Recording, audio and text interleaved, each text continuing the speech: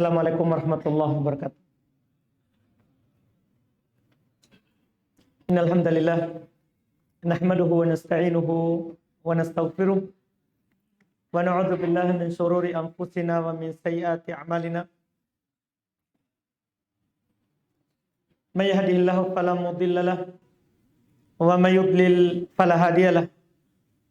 Asyhadu an la ilaha illallah wahdahu la syarika lahu wa asyhadu anna Muhammadan abduhu wa rasuluh sallallahu alaihi wa ala alihi wa ashabihi wa man tabi'ahum ihsan ila yaumiddin. Amma ba'd.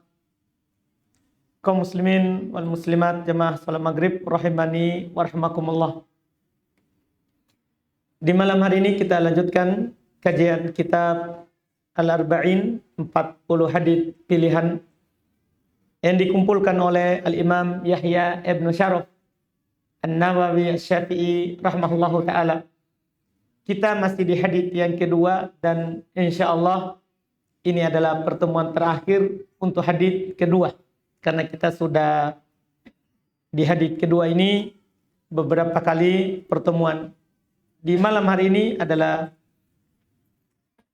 pertanyaan yang keempat dari Jibril alaihissalatu wassalam. Karena Jibril bertanya kepada Nabi apa itu Islam, apa itu iman, dan apa itu ihsan. Itu kita sudah jelaskan. Iman, Islam, ihsan. Di malam hari ini adalah pertemuan yang terakhir untuk hadits ini. Pertanyaan terakhir dari Jibril kepada Nabi kita Muhammad SAW. Jadi dia bertanya kepada Nabi kita Muhammad SAW setelah Nabi menjawab apa itu ihsan. Beliau berkata kepada Rasulullah, "Fa'akhbirni anis sa'ah." Kabarkan, beritakan kepada saya tentang hari kiamat. Kapan itu terjadinya? Maka Nabi menjawab berbeda dengan jawaban sebelumnya. Ketika ditanya tentang Islam, beliau jawab Islam dengan rukun Islam yang 5. Ketika ditanya tentang iman, beliau jawab dengan rukun iman yang 6. Ketika ditanya tentang ihsan, beliau jawab dengan 2 rukun ihsan. Ketika ditanya tentang hari kiamat, kapan itu hari kiamat? Maka Nabi SAW menjawab, "Mal mas'ulu anha bi'a'lama minas sa'il." Tidaklah yang ditanya lebih tahu daripada yang bertanya. Artinya Nabi ingin katakan, saya dan kamu tidak tahu hari kiamat. Kemudian beliau berkata, "Fa'akhbirni an amarotiha." Kabarkan kepada saya tandanya. Maka Nabi berkata, "Antalidal amatu rabbataha." Ketika ada seorang budak melahirkan tuannya. Wa antarul hufat al-urat al-alata ri'a'ana ri'a'asya yatatawaluna fil bunyan. Dan kamu melihat orang yang tadinya tidak beralas kaki, orang yang tadinya telanjang tidak berpakaian, orang yang tadinya miskin, hanya pengembala kambing, mereka berlomba-lomba untuk meninggikan bangunan. Ini yang Nabi SAW jawab tentang hari kiamat dan apa tandanya. Kita berbicara tentang hari kiamat tentunya tidak banyak yang kita tahu. Karena hari kiamat itu adalah perkara yang Allah Subhanahu wa taala khususkan ilmunya untuk dirinya. Allah Subhanahu wa taala katakan di dalam Al-Qur'an, "Innallaha 'indahu ilmus sa'ah." Sesungguhnya Allah Subhanahu wa taala hanya di sisinya ilmu tentang hari kiamat.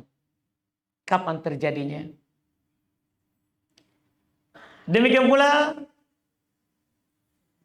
firman-Nya yang lain, Allah berkata, "Yas'alunaka 'anis sa'ah ayyana mursaha." Mereka manusia bertanya kepada kamu tentang hari kiamat, kapan terjadinya? Maka kata Allah kepada Nabi kita Muhammad SAW, Kul innama ilmuha inda Rabbi. Tiada lain ilmunya itu hanya di sisi Rabbku. Hanya Allah yang tahu tentang hari kiamat. Bahkan dalam hadis riwayat Imam Ahmad, Nabi SAW berkata, Utitu mafatihah kulla syai'. Saya diberikan ilmu segala sesuatu. Bahkan ilmu manusia yang pertama sampai manusia terakhir, itu Nabi tahu. Kemudian Nabi bilang, illal khams, kecuali 5 perkara, yaitu disebutkan oleh Allah Subhanahu wa taala di dalam Al-Quran, ayat surat Luqman ayat 34, ketika Allah katakan, innallaha indahu ilmus sa'ah. Allah Subhanahu wa taala hanya di sisinya lah ilmu tentang hari kiamat. Ilmu tentang apa yang ada dalam rahim. Ilmu kapan itu hujan turun. Ilmu itu kapan seorang akan meninggal. Di negeri mana dia akan meninggal. Ilmu terkait dengan apa yang kita perbuat besok. Itu semua hanya Allah yang tahu. Nabi kita Muhammad SAW bahkan tidak tahu hal tersebut. Bahkan datang kepada Nabi kita Muhammad SAW seorang dari sahabat beliau. Ya Rasulullah, mata sa'ah. Wahai Rasulullah, kapan itu hari kiamat? Nabi malah balik bertanya, ma'a'adatta laha. Apa yang kamu siapkan? Jadi ketika ditanya, kapan hari kiamat? Nabi kita Muhammad SAW malah balik bertanya kepada sahabat itu. Apa yang kamu siapkan? Dia menjawab, saya tidak punya persiapan yang banyak. Illa inni uhibbullah wa rasulah. Saya tidak punya persiapan yang banyak, kecuali saya hanya mencintai Allah dan Rasulnya. Itu saja persiapannya. Dia bilang, Nabi SAW katakan kepadanya, anta ma'aman ahabba. Ma'aman ahbabta. Kamu bersama siapa yang kamu cintai. Kamu akan bersama yang kamu cintai.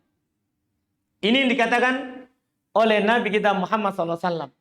Dan walaupun kita tidak tahu kapan terjadinya, yang jelas hari kiamat itu pasti terjadi. Allah Subhanahu wa taala bersumpah 3 kali sumpah di dalam Al-Quran akan terjadinya hari kiamat. Allah Subhanahu wa taala ketika orang-orang kafir berkata, kapan itu hari kiamat? Wa qala alladziina kafaru, berkata orang-orang kafir berkait dengan hari kiamat. Bahkan dalam firman-Nya, wa yastambi'unak ahakkunhu, mereka meminta, bertanya kepadamu, apakah itu benar? Kata Allah, jawabannya, I wa rabbi innahu lahaqqun. Ini Allah bersumpah. Katakanlah, demi Rabbku, itu benar-benar akan terjadi. Bahkan ketika orang kafir, orang mengingkari akan adanya hari berbangkit, mereka berkeyakinan bahwa hari kiamat itu tidak akan terjadi. Allah katakan terkait dengan ucapan mereka, za'amal ladzina kafaru. Orang-orang kafir menyangka bahwasanya mereka tidak akan dibangkitkan. Hari kiamat itu tidak akan datang. Allah juga sama bersumpah dengan sumpah yang sama. Iya. Demi dirinya bahwa itu akan terjadi. 3 kali sumpah itu sama dalam Al-Quran Allah ulang. Akan terjadinya hari kiamat. Dan tidak ada yang mengingkarinya. Akan terjadinya hari kiamat ini kecuali orang-orang aklaniyun. Orang-orang yang lebih mendahulukan akalnya. Iya. Orang-orang yang mendahulukan akalnya. Yaitu mereka pikirkan bagaimana mungkin kita sudah dikubur, hancur, kemudian bangkit. Dihidupkan kembali. Ya, itu pikiran manusia yang lemah. Allah mampu menciptakan langit dan bumi. Apakah Allah tidak mampu membangkitkan kita yang lebih kecil? Iya. Tentunya jauh lebih mampu. Tadinya kita tidak ada. Allah katakan, hal ata 'alal insan hinum minad dahar lam yakun syai'an madhkura. Bukankah telah datang sebelumnya kepada seorang itu, dulunya dia bukan apa-apa. Tidak ada. Tidak ada si fulan, tidak ada sama sekali. Kemudian setelah itu Allah adakan. Iya. Tadi kita anggaplah kita yang berumur, iya, sekarang misalnya 30 tahun. Sebelum 30 tahun kita kan tidak ada. Kemudian Allah adakan. Apakah akan sulit bagi Allah mengadakan tadinya kita sudah ada, cuman mati, dikuburkan? Itu tentunya lebih mudah bagi Allah Subhanahu wa taala. Hanya saja akalnya orang-orang yang ditutup hatinya oleh Allah Subhanahu wa taala, walaupun kita datangkan banyak ayat, maka mereka tidak akan percaya. Sebagian mereka ada mengatakan bahwa mereka mati dan hidup, tidak ada yang mematikan dan menghidupkannya kecuali dahar saja, waktu. Jadi bukan karena Allah yang mematikannya, bukan karena Allah yang menghidupkannya. Tapi karena waktu.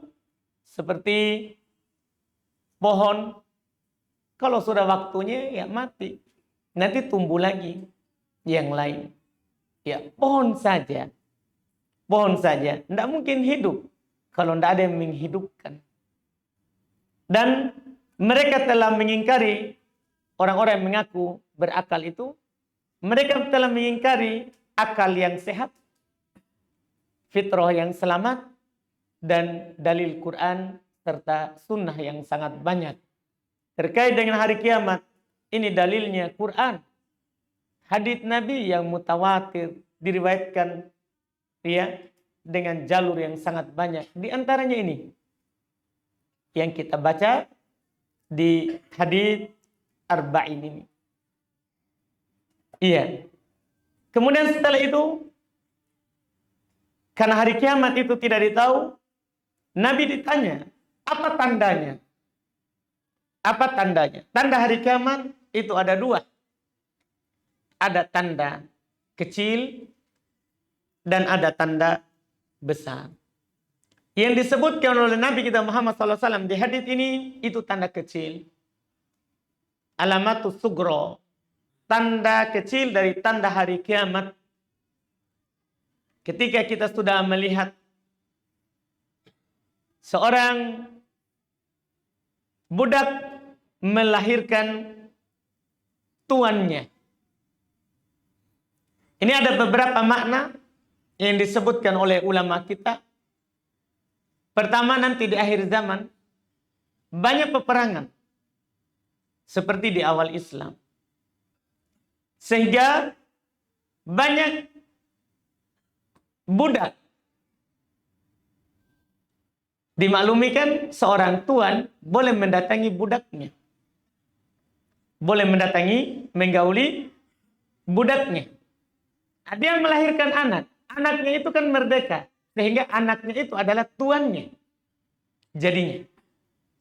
Itu tafsir yang pertama. Yang kedua, ini menunjukkan banyaknya nanti perbuatan durhaka. Seorang ibu, dia lahirkan anaknya. Dia bukan budak. Dia merdeka. Dia lahirkan anaknya, tapi anaknya durhaka. Dia perlakukan ibunya itu seperti budaknya. Itulah tanda hari kiamat yang disebutkan oleh Nabi kita Muhammad SAW yang pertama. Kemudian yang kedua, kamu melihat al-hufah, orang-orang yang tidak beralas kaki, al-ura, tidak berpakaian, al-ala, miskin, ri'a asya, pengembala kambing, yatatawaluna fil bunyan, berlomba-lomba dalam meninggikan bangunannya. Ini juga nanti tanda, yaitu ketika manusia mereka lebih perhatian dengan dunianya daripada akhiratnya. Mereka lebih perhatian terhadap dunianya daripada akhiratnya. Ketika itu terjadi, maka itulah tanda hari kiamat. Karena hari kiamat tidak akan bangkit kecuali kepada syiror al-khalq, makhluk-makhluk paling buruk. Orang-orang yang hidup itu lebih mementingkan syahwat. Apakah perutnya atau kemaluannya. Seperti yang dikatakan oleh Nabi SAW. Hari kiamat akan datang kalau sudah banyak terjadi pembunuhan. Kejahatan makin banyak. Bahkan disebutkan oleh Nabi SAW, di antara tanda hari kiamat adalah jika perkara itu sudah diserahkan kepada bukan ahlinya. Kata Nabi, idza wusidal amru li ghairi ahliha fantadhirus sa'ah. Apabila satu perkara itu diserahkan kepada bukan ahlinya, maka tunggu hari kiamat. Maka tunggu hari kiamat. Ini disebut alamat-alamat kecil. Alamat-alamat yang sugro. Dan ada yang disebutkan oleh para ulama kita yang disebut dengan alamat kubro. Tanda besar. Kalau itu sudah keluar, maka hari kiamat akan segera terjadi. Hari kiamat akan segera terjadi. Disebutkan oleh Al-Imam Ibnu Qudamah secara berurut beberapa tanda besar hari kiamat nanti. Yang pertama beliau sebutkan khurujud dajjal. Keluarnya seseorang yang bernama Dajjal. Iya. Ini Dajjal akan keluar di akhir zaman. Dia mengaku dirinya sebagai Tuhan. Dan dia buktikan. Itu tentunya sebagai ujian untuk manusia. Dia bisa menghidupkan dan bisa mematikan. Bisa menghidupkan dan bisa mematikan. Iya, tentunya dengan izin Allah Subhanahu wa ta'ala dan sebagai ujian bagi orang-orang yang hidup di masanya. Yang hidup di masanya. Dia disebutkan oleh Nabi SAW cirinya awar, hanya punya mata sebelah. Dia tidak punya dua mata.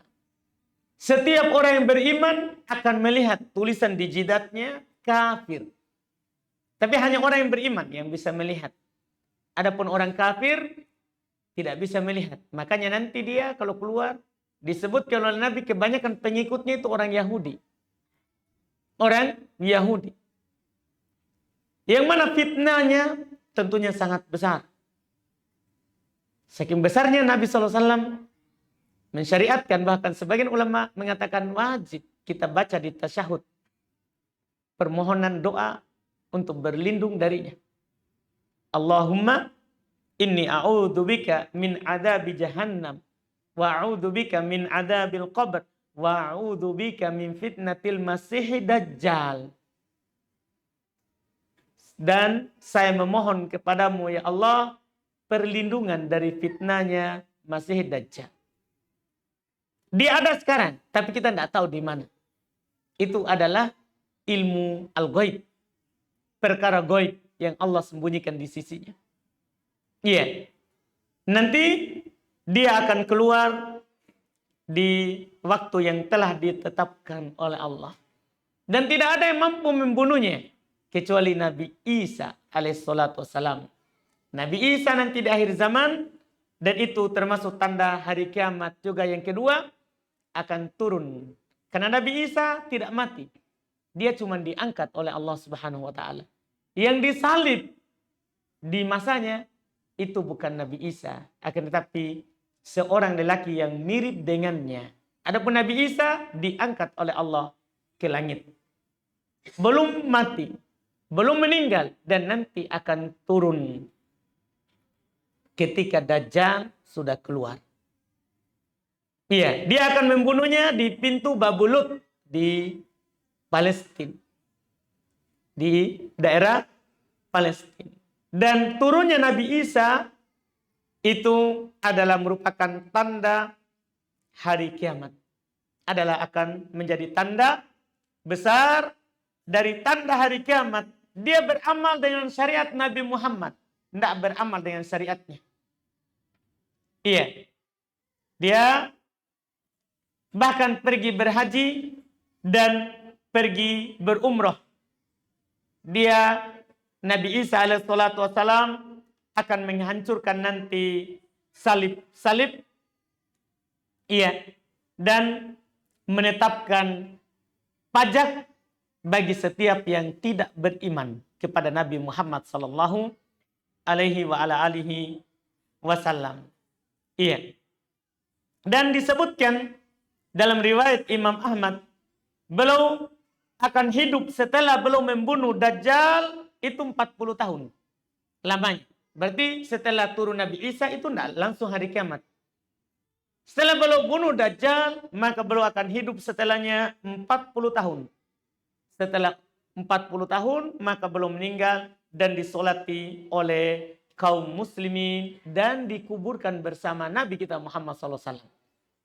Dan dikuburkan bersama Nabi SAW. Ini dianggap sebagai alamat kedua. Kemudian alamat ketiga adalah keluarnya Ya'juj dan Ma'juj. Ini adalah ya juga makhluk keturunan Adam seperti kita. Tidak ada yang tahu sekarang di mana mereka. Itu adalah rahasia Allah. Dia dikurung dari masanya Dzulqarnain. Saat itu Dzulqarnain keliling alam. Ya, raja. Dia bukan nabi. Dia adalah raja yang soleh. Sampai kepada kaum ini. Yang dekat dengan Ya'juj dan Ma'juj. Kaum itu mengeluhkan bahwa ini Ya'juj dan Ma'juj, mereka berbuat kerusakan di atas muka bumi. Jadikan untuk kami penghalang antara mereka. Disebutkan, kita sering baca mungkin surah Al-Kahfi kalau hari Jumat, di situ disebutkan kisahnya.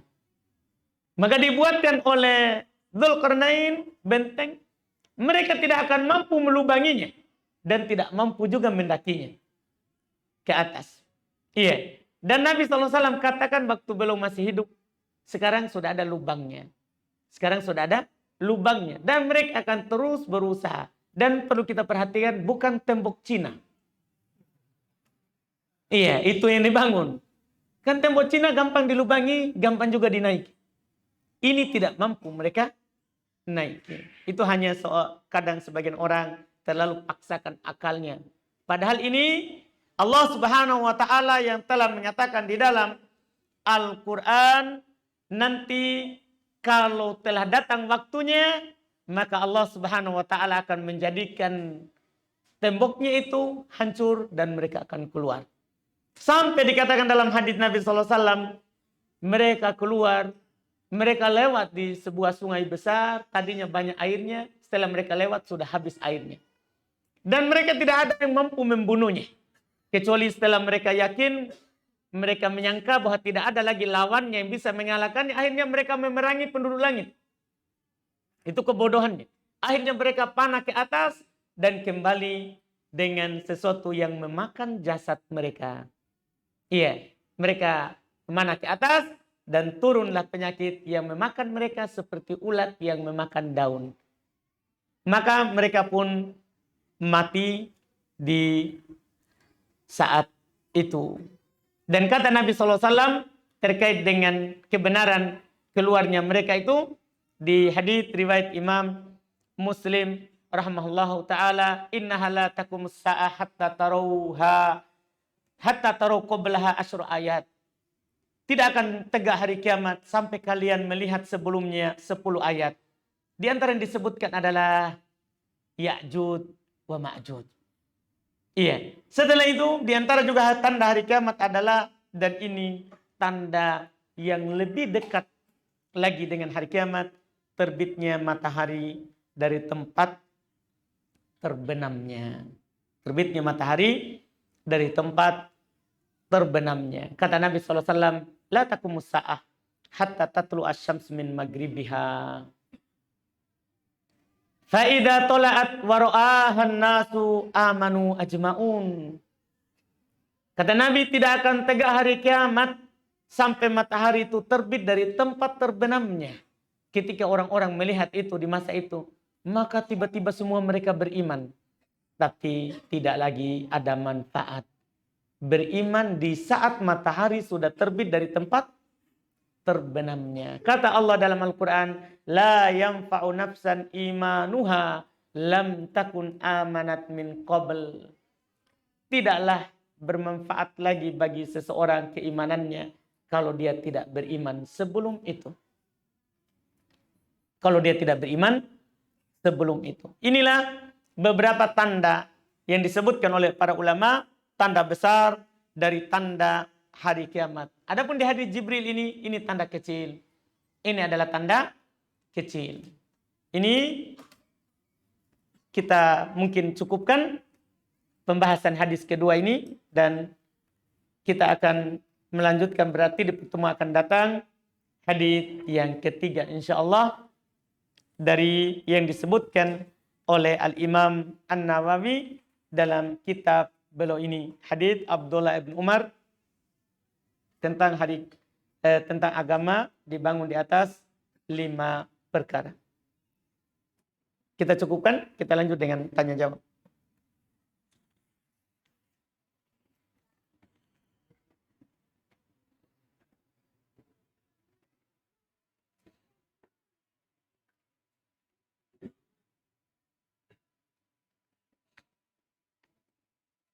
Nah, di sini ada pertanyaan, bagaimana hakikat perempuan jika dia sudah mempunyai suami? Apakah dia lebih mentaati orang tuanya atau suaminya? Sekalipun kedua orang tuanya sangat baik. Dan manakah yang lebih dekat penyebab perempuan bisa masuk surga? Apakah dengan mentaati orang tua atau mentaati suami? Seorang perempuan jika dia sudah menikah, maka dia yang paling berhak dia taat kepadanya adalah suaminya. Suaminya. Ini kalau dia sudah menikah. Tapi bukan berarti dia boleh durhaka kepada orang tua. Tidak. Kata Nabi SAW, lau kuntu amiron imro'an ayyas juda limri'in la amartul mar'ata antas juda li zawjiha. Seandainya saya dibolehkan untuk memerintahkan kepada seorang sujud kepada orang lain, maka saya akan perintahkan seorang perempuan itu untuk sujud kepada suaminya. Nah, ini besarnya hak suami kepada istri. Kepada istri. Jadi kalau kita bertanya mana yang wajib, mana yang lebih dia dahulukan, maka suaminya ketika dia sudah diserahkan ya hidupnya, tanggung jawabnya kepada suaminya. Tapi itu tadi, jangan sampai ada yang berkeyakinan berarti boleh durhaka. Nah, kalau ada masalah orang tua menginginkan juga ketaatan kepada kita, maka kasih tahu suami. Dan suami harus tahu bahwa di antara hak istri, betul hak suami, istri harus taat kepadanya. Tapi di antara hak istri, suami berbuat baik kepada orang tua istri. Di antara bentuk perbuatan baiknya, dia izinkan istrinya untuk melayani orang tuanya sendiri. Untuk berbuat baik kepada orang tuanya. Jangan sampai dengan yang pertama tadi, oh sudah, kamu harus saya. Kalau orang tuamu nggak usah pergi. Nah, ketika istri mengatakan bahwa orang tua saya butuh saya, suami harus izinkan. Karena itu haknya istri. Karena itu adalah haknya apa? Istri. Untuk kita penuhi. Istri sudah penuhi hak kita, maka kita juga harus penuhi haknya istri. Haknya istri. Itu wallahu a'lam. Apa hukum menggunakan plaster obat jika kita luka yang mengharuskan kita memakainya, tetapi tanpa keterangan dokter?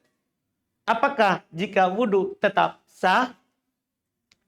Dilihat, tidak harus keterangan dokter. Tidak harus. Tapi kalau kita biasanya luka ini kalau tidak ditutup atau kalau kena air terus akan menambah lukanya atau akan menambah waktu sembuhnya, maka boleh kita plaster tanpa ada keterangan dokter. Tanpa ada keterangan dokter. Dan itu termasuk udzur. Nanti tinggal kita wudhu, yang diplaster kita usap. Kita wudhu biasa, mencuci semuanya yang bisa dicuci. Kemudian pada luka itu kita usap saja. Kita usap saja di atas plasternya.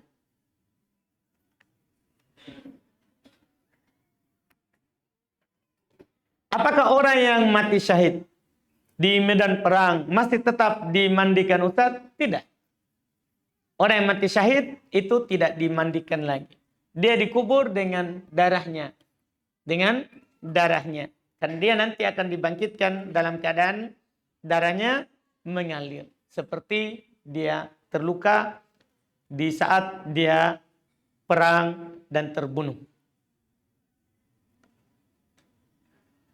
Sini ada pertanyaan lagi. Apakah saya berdosa jika saya ikut serta mengubur jenazah di waktu terlarang dan mensolati jenazah di waktu terlarang? Solat ba'da asar. Iya. Jika yang mensolatinya atau orang yang punya keluarga dari jenazah mensolatinya di waktu itu, di waktu terlarang, kita sudah kasih tahu bahwa seharusnya tidak dilakukan di waktu itu karena Nabi melarang. Nabi melarang. Tapi ketika mereka tetap mensolatinya, kita solat untuk mendapatkan pahalanya. Kita tidak berdosa kalau kita sudah kasih tahu. Kita tidak berdosa kalau kita sudah menyampaikan kepadanya. Iya, itu kalau orang awam. Itu kalau orang awam. Kecuali kalau kita tinggalkan, orang akan berhenti dari mensolatinya atau dari menguburkan di waktu itu namanya ada faedahnya. Boleh kita tidak mensolatinya. Bolehkah bernama kunyah tanpa mengikatkan nama anak laki-laki? Yang pertama, misalnya Ummu Aiman. Tetapi nama anak pertama bukan Aiman. Karena merasa nama yang diberikan untuk anak yang pertama belum baik waktu itu. Kunyah itu tidak harus dari nama anak. Kunyah itu kan nama panggilan untuk seseorang. Kunyah itu nama yang diawali oleh abu atau Dan tidak harus kita punya anak yang bernama Aiman baru berkunyah dengan Aiman. Bebas kita berkunyah. Bahkan seorang belum menikah boleh berkunyah. Boleh berkunyah. Tidak ada keharusan bahwa harus nama anak yang dipakai. Tidak ada keharusannya. Kemudian sini ada pertanyaan lagi. Apa hukum musik dan bernyanyi? Nah, Masya Allah. Iya. Hukum musik dan bernyanyi tidak diperselisihkan akan haramnya. Tidak ada perselisihan. Imam 4 semuanya mengatakan haram. Karena memang dalilnya jelas. Dalilnya jelas. Ada dalil Quran, ada dalil hadis Nabi sallallahu alaihi wasallam. Dalil Quran, Allah Subhanahu wa taala berfirman, "Wa minan nasi may yashtari lahwal hadithi liudilla an sabilillahi bighairi ilmin." Di antara manusia, di antara mereka ada yang menjadikan ucapan yang sia-sia untuk menyesatkan manusia dari jalan Allah tanpa ilmu. Kata Abdullah ibn Mas'ud, demikian pula Abdullah ibn Abbas, demikian pula Jabir bin Abdullah dan para sahabat yang lain, lahwal hadith adalah al-ghina. Lahwal hadith di sini adalah nyanyian. Lahwal hadith adalah nyanyian. Dan ini disepakati oleh para sahabat. Adalah disepakati oleh para sahabat. Tafsir sahabat itu adalah hujjah. Tafsir sahabat itu adalah hujjah. Iya, bahwa nyanyian itu adalah masuk dalam lahwal hadith di Quran tadi. Yang dicela oleh Allah Subhanahu wa taala. Dan juga Nabi sallallahu alaihi wasallam dalam hadits riwayat Imam Al-Bukhari kata beliau, la yakunanna min ummati man yastahilluna al-hira wal harir wal khamr wal ma'azib. Ada 4. Akan ada nanti di umatku, akan ada nanti dari umatku, orang mengaku umat Islam, akan ada nanti yang menghalalkan al-harir, sutra, bagi laki-laki. Bagi perempuan boleh sutra. Tapi akan ada nanti yang menghalalkan boleh bagi laki-laki. Padahal Nabi haramkan bagi laki-laki. Wal hira, zina. Akan ada nanti orang yang menghalalkan zina. Kata Nabi SAW. Kemudian wal khamr. Akan ada nanti orang yang menghalalkan khamr. Iya. Yang terakhir, yang keempat. Akan ada nanti orang yang menghalalkan musik. Akan ada. Sekarang kita sudah dengar. Ada orang yang menghalalkan musik. Iya. Orang yang menghalalkan musik. Ini betul apa yang Nabi katakan. Ketika Nabi bilang akan ada yang menghalalkan. Berarti hukumnya apa? Kan akan ada yang menghalalkan. Kita harus paham ini dalilnya. Nabi bilang akan ada yang menghalalkan. Berarti hukum syar'inya haram hal tersebut. Tidak ada silang pendapat. Kalau musik dan nyanyian itu haram. Tidak ada silang pendapat. Iya. Kalau ada orang menukil silang pendapat, itu hanya silang pendapat yang syad. Silang pendapat yang tidak dianggap. Yang ganjil, yang aneh.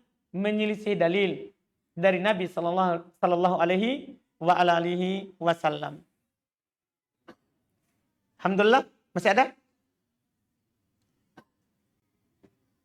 Yang bertanya langsung silakan, masih ada waktu. Pak Topan, ada masalah tak? Silakan saudara.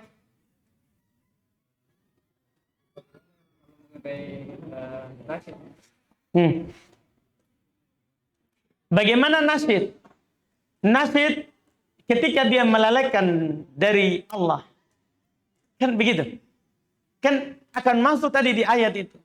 Ketika orang lebih suka nasyid daripada baca Quran, haram. Apalagi nasyid zaman sekarang. Sudah bernada musik. Sudah bernada musik. Kapan bernada musik? Itu nyanyian, bukan lagi nasyid. Tidak bisa kita bilang nasyid, tapi nadanya pakai aturan musik. Itu sudah haram.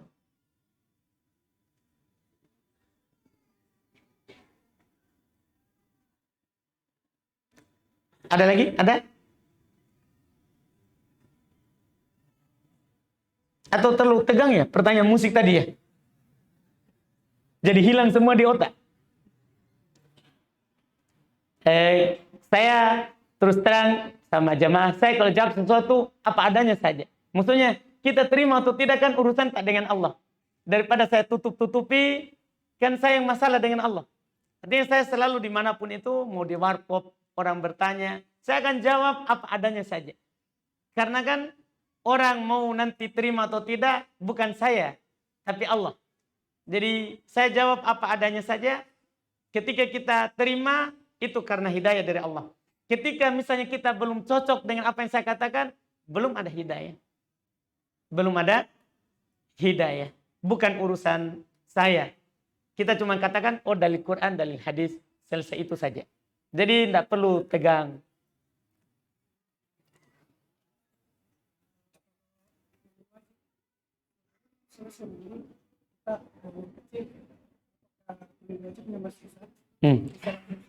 Baik. Ada yang bertanya, bagaimana kalau kita mandi wajib? Kemudian belum selesai mandi, kita kencing.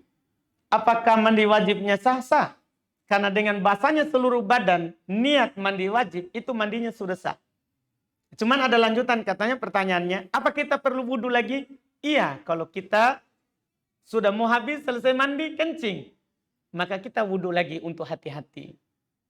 Tapi kalau kita siram lagi, dengan niat juga untuk wudhu, sah. Tidak perlu lagi wudhu. Tidak, harus semuanya. Dia bilang, biar satu kali siram. Tidak, harus basah lagi. Semuanya.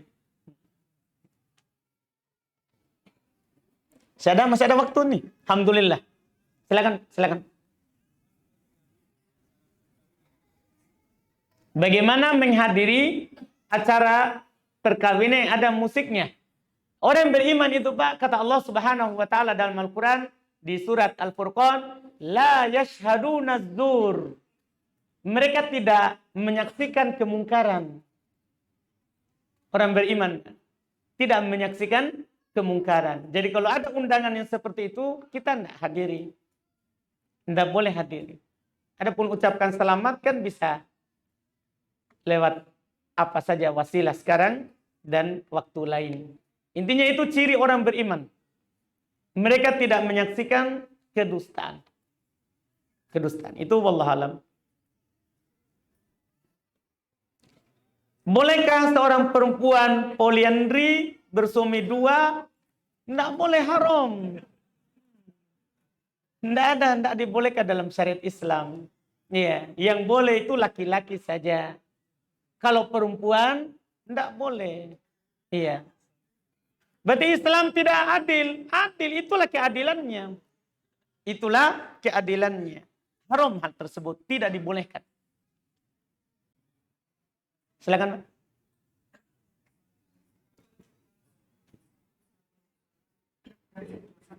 Baik, terkait dengan sujud sahwi. Sujud sahwi pada dasarnya boleh sebelum salam, boleh setelah salam. Bebas dia. Hanya saja para ulama kita membahas mana yang utama. Maka tergantung keadaan. Kalau kurang, sebelum salam. Kalau tambah kelebihan, setelah salam. Demikian pula kalau kita tadinya ragu dalam sholat, sebelum salam. Kalau kita yakin, setelah salam. Seperti itu. Itu yang utamanya. Tapi boleh sebelum, boleh setelah. Silakan.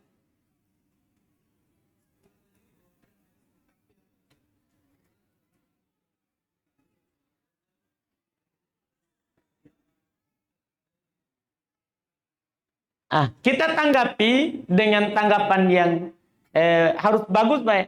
Maksudnya kalau dia sebutkan itu ada dalilnya, sahih dari Nabi, kita terima. Bukan karena orangnya, bukan karena ustadz akhir zaman. Bukan. Tapi karena dalil yang disebutkan. Tapi kalau dia sebutkan dari akalnya, dia berbicara dengan akalnya saja. Iya, cocok logis saja. Dia kasih cocok. Dalil itu tidak cocok ke situ. Tapi dia bawa ke situ. Kita tidak boleh benarkan. Karena tidak boleh berbicara tentang hari kiamat tanpa ada dalil yang sah dari Nabi SAW. Karena ini ilmu gaib. Seperti itu. Apakah mencium tangan yang tua dari kita termasuk berlebihan? Tidak. Mencium tangan itu boleh. Yang tidak boleh itu menaruh tangan di jidat.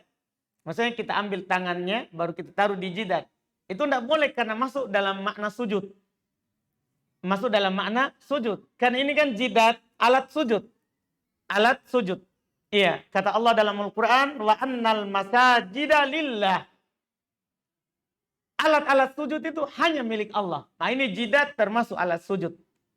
Itu tidak boleh kita ambil tangan orang tua taruh jidat. Tapi kalau cium, boleh. Mencium tangan termasuk hal yang dibolehkan. Tidak ada pelanggaran syar'inya. Wallahualam. Ada pertanyaan? Oh sudah. Baik, alhamdulillah. Saya kira pertanyaan, Mbak. Ternyata sudah. Baik, kita cukupkan. Subhanakallahumma hamdik, asyhadu an la ilaha illa anta astaghfiruka wa atubu ilaik. Assalamualaikum warahmatullahi wabarakatuh.